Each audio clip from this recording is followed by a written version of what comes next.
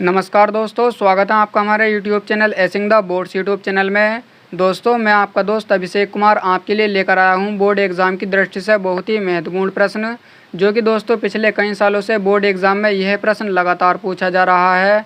और दोस्तों यह प्रश्न लगभग 3 से 4 नंबर का पूछा जाता है। तो चलिए दोस्तों, बिना समय गवाए प्रश्न को देख लेते हैं। दोस्तों प्रश्न है, स्वपरागण और परपरागण में अंतर लिखिए। दोस्तों एग्ज़ाम में प्रश्न आता है, स्वपरागण और परपरागण में 4 अंतर लिखिए। तो चलिए दोस्तों, बिना समय गवाए अंतरों को देख लेते हैं। दोस्तों यह सभी अंतर बहुत ही सरल और आसान भाषा में लिखे गए हैं, जिससे कि दोस्तों आपको याद करने में किसी भी प्रकार की दिक्कत ना आए।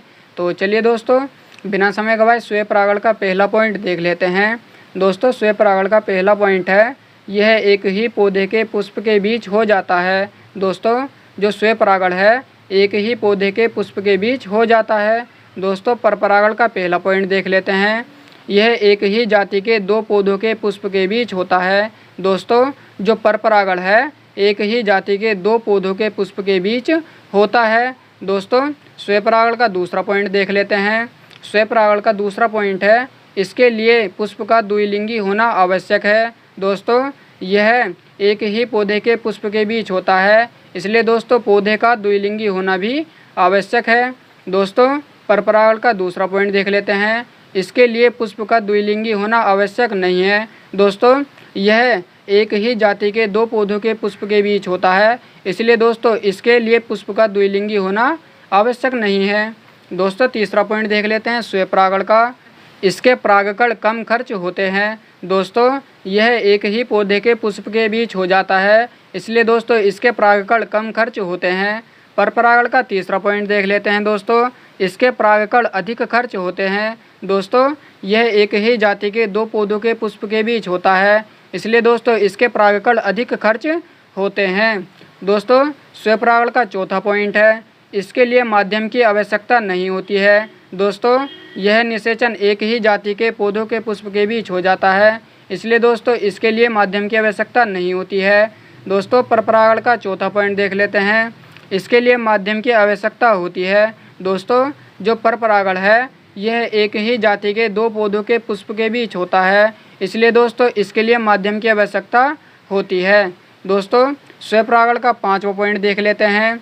5वां पॉइंट है दोस्तों, इस परागण से बने पौधों की शुद्धता बनी रहती है। दोस्तों जो स्वपरागण है इस परागण से बने पौधों की शुद्धता बनी रहती है। दोस्तों यह एक ही पौधे के पुष्प के बीच हो जाता है, इसलिए दोस्तों इस परागण से बने पौधों की शुद्धता बनी रहती है। दोस्तों परपरागण का 5वां पॉइंट है, इस परागण से बने पौधों की शुद्धता समाप्त हो जाती है। दोस्तों यह एक ही जाति के 2 पौधों के पुष्प के बीच होता है, इसलिए दोस्तों इससे बने पौधों की शुद्धता समाप्त हो जाती है। दोस्तों आशा करता हूँ ये वीडियो आपको पसंद आया होगा। और दोस्तों यदि आप स्क्रीनशॉट लेना चाहते हैं तो आप स्क्रीनशॉट भी ले सकते हैं। और दोस्तों यह चैनल सिर्फ और सिर्फ इंटर और हाई स्कूल बोर्ड एग्ज़ाम के लिए ही बनाया गया है, जिससे कि दोस्तों आपको बोर्ड एग्ज़ाम की प्रिपरेशन करने में कोई दिक्कत ना आए। दोस्तों हमारे चैनल पर रोज़ाना ऐसे ही इम्पोर्टेंट प्रश्नों की वीडियो मिलती रहती हैं, इसलिए दोस्तों हमारे चैनल को सब्सक्राइब भी कर लेना, ताकि हमारी अगली वीडियो भी आपके पास तक पहुंच जाए।